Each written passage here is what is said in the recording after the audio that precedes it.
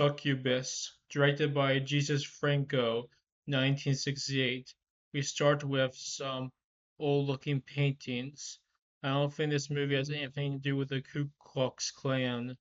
We see a beautiful woman played by Janie Renade touching a woman who's tied to a cross with some metal thing, and a man who's tied to a cross. This is some sick stuff. She starts making out with the man all over. This is some crazy stuff, and it's revealed that this is a performance for a bar. What an odd thing to go to.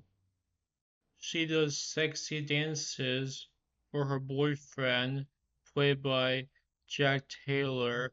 I guess he approves of what she does on stage. That freaky, sexy stuff. Why did it have to be the people being crucified on the cross?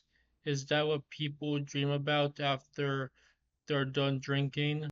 After she has sex, we get a weird dream sequence where this man asks if she's attractive to birds or boars, like those pigs in Arizona, or cross streetlights, swords, pencils. I don't get it. Bells. It's just some freaky. She sees men as pigs, and birds are majestic like women, and she likes to kill people with knives. That's what I think that dream meant. We have a beautiful shot of her thinking by herself in a train that goes up in the air. She talks about cursing men while doing sexy poses.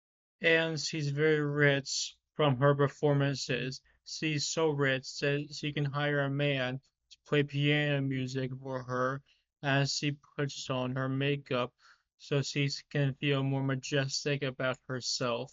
She hires a man to pour drinks for her, all naked, as she dances with the older man, and this is filmed through a bird cage. That's a trend in this movie, filming things through animal cages. She stabs the pillow with a knife, and then we see a beautiful thing with a lot of jewels that probably cost a lot of money. And we see a bunch of ships. What did that beautiful thing of jewels have to do with anything? That wasn't in the room, I think. Or maybe it was like a close up of one of the candle stands. She goes to a party with her younger boyfriend, and they hire little people to serve them. And there's a man wearing drag, I think.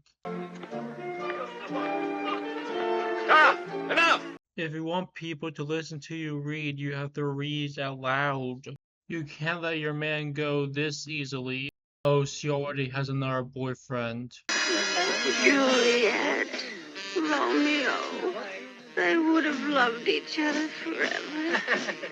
In a furnace in a fiery hell, she will rot, who must swallow the living in pursuit of her earthbound desires, but a devil who must devour the dead in pursuit of her hell-born lust.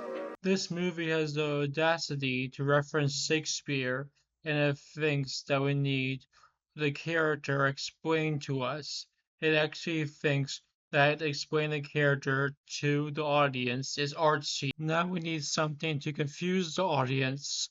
Let's have everybody bark like dogs for no reason. Everybody at the party gets a piece of her. All these men are gambling to see who will get the woman. I know why she has depressing thoughts. The therapist only talks to her about crappy B movies and not her emotions. Jess Franco wants to watch The Lesbian. My dear friend, these impulses not controlled by your unconscious show very serious modalities. I'll explain that to you some other time. However, you've got to get over these odd fantasies. It's quite schizophrenic. Schizophrenic? No, it's called being straight, 1968. She starts feeling all the mannequins' bodies. We also find out that the woman who is on the cross at the beginning of the film also does her own performances. The club's closed much too late. I'm tired. I feel the sun in my eyes. After hours of work in a dark place. Oh, Lorna. Where are you now? Why do I still think of her? Why now? This man, because his girlfriend cheats on him, he still has to go to clubs because she's still trying to find a loyal woman. He monologues about this in the car. This is driving him insane. At least it gives some character to the men. We get to know how she affects everybody in her life. Interrogation tactic.